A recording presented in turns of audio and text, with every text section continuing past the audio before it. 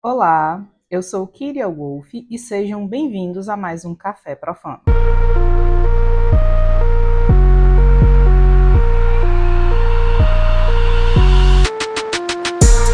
No Café Profano de hoje, nós teremos uma história um tanto polêmica. Como vocês sabem, usaremos nomes fictícios para preservar a identidade destas pessoas. E hoje eu vou trazer o relato da Daniela, uma ex-adepta da casa, do qual vocês sabem da que eu estou falando. Bom, no início, ela disse que corria tudo bem, apesar da Daniela achar estranho não ter passado por nenhum tipo de oráculo antes para saber se ela possuía caminhos dentro da quimbanda ou da própria casa. A Daniela, gente, ela não era uma pessoa leiga no assunto. Ela já sabia muito sobre espiritualidade e já tinha os seus cultos pessoais. Mas como era o seu primeiro contato com a quimbanda, ela decidiu seguir isso de coração aberto. Com o passar do tempo, ela começou a sentir pressões psicológicas, cobranças por comprometimento, mas quando essa cobrança vinha por parte dos adeptos, o sacerdote se mostrava contrariado, se sentindo pressionado. E a resposta era sempre: eu só posso ensinar isso se vocês forem batizados. Mas, enquanto o batismo não chegava, eles cumpriam com a parte que lhes cabiam, como pagamento da mensalidade, melhoravam a estrutura do templo, alguns até atendiam a chamados de última hora quando solicitados. E mesmo com todo esse comprometimento que outrora fora dita pelo sacerdote que eles não tinham, ainda não eram chamados e considerados como adeptos, pois isso só aconteceria após o batismo. Todas essas vivências fizeram com que algumas pessoas desistissem no meio do caminho. Um grupo que antes eram de 13 pessoas, restaram apenas 5. Isso é um comportamento um tanto diferente para um sacerdote, não acham?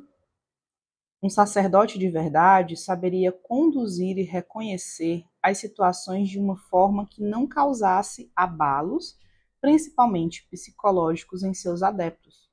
Um exemplo muito claro disso é a quantidade de pessoas que desistiram do batismo. Ok, sabemos que o período antes de uma iniciação é crucial para que o adepto ou dedicado possa entender se de fato esse é o caminho que ele deseja. Mas diante desse relato, fica bem claro que para essas pessoas o motivo da desistência foi a conduta errada e desumana do sacerdote. Quando o batismo, enfim, chegou, Daniela começou a ter uma sensação de que aquilo tudo não passava de um comércio. As vagas que outrora foram ditas ser por merecimento, preparação e esforço individual foram vendidas. Agora, para se batizar, bastava apenas ter dinheiro, independente se a pessoa nunca ouviu falar de Exu ou Pombagira. Eu quero deixar claro que nós sabemos que aqui em Banda existe uma moeda de troca para tudo, mas o ponto que nós estamos trazendo não é esse, e sim a conduta do sacerdote que foi movida pelo ego e a ganância exacerbada. Durante um ano, ela presenciou giras onde o Exu e a pombagira da casa estavam mais preocupados em realizar comentários de conotação com as pessoas do que compreender e ajudar as situações delas.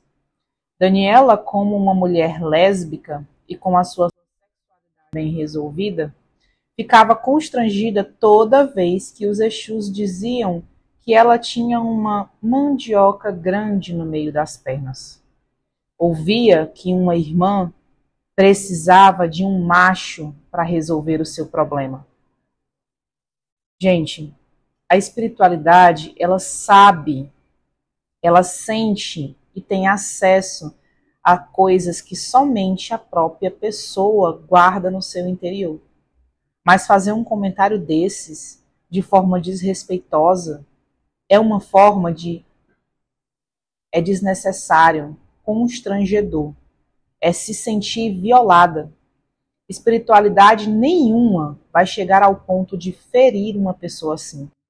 Embora os Exus da casa fossem de mata, ou seja, espíritos sérios que curam, resolutivos, trabalham a prosperidade, os adeptos da casa não tinham uma vida equilibrada.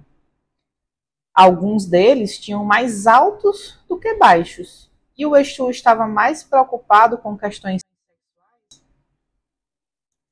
Depois de batizada, a situação dela e dos irmãos só pioraram, enquanto a vida do sacerdote, que anteriormente não tinha nenhum carro em seu nome, caminhava muito bem.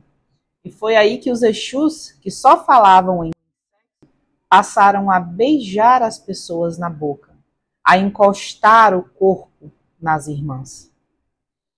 Gente, isso é um assunto muito sério.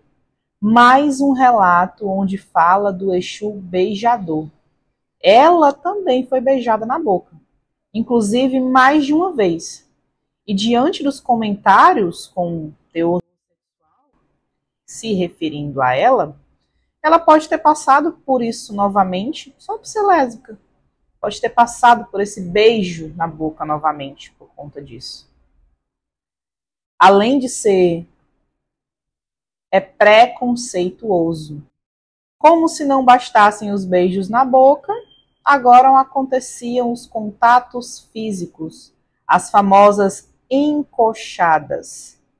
Isso é inadmissível, gente. Antes, o sacerdote dizia que não podia ensinar, pois não eram batizados. Após o batismo, continuou sem ensinar nada, e ainda agindo de forma grosseira, covarde e sempre demonstrando desconfiança com tudo e todos. Daniela precisou de ajuda e por mais de uma vez foi falar com o seu sacerdote. Mas as respostas sempre eram vazias. Quem lhe deu amparo, quem lhe ajudou, foi uma irmã de tempo. Irmã essa que foi expulsa, pois estava fazendo o que o sacerdote não fazia: cuidar das pessoas. Após observar a conduta do sacerdote, expulsar as pessoas e dizer que foi ordem de Exu, ela se deu conta de que ali não era o seu lugar e pediu para sair. Como vocês podem ver, esse relato se encaixa com o relato anterior, né, com a história do Júlio, e ambos saíram pelo mesmo motivo. Atualmente, o sacerdote gasta todo o seu arsenal em feitiços e magias para destruir as pessoas que saíram da sua casa, mas não teve a capacidade de usar a sua espiritualidade para melhorar a vida das pessoas, nem para a própria vida. Pois o que ele faz é sugar energia, roubar a sorte dos outros e se aproveitar da fé das pessoas. Pessoal, esse é um relato muito polêmico, muito delicado, mas necessário. Como mulher e também vítima, deixo aqui a minha solidariedade a você, Daniela, e eu desejo força.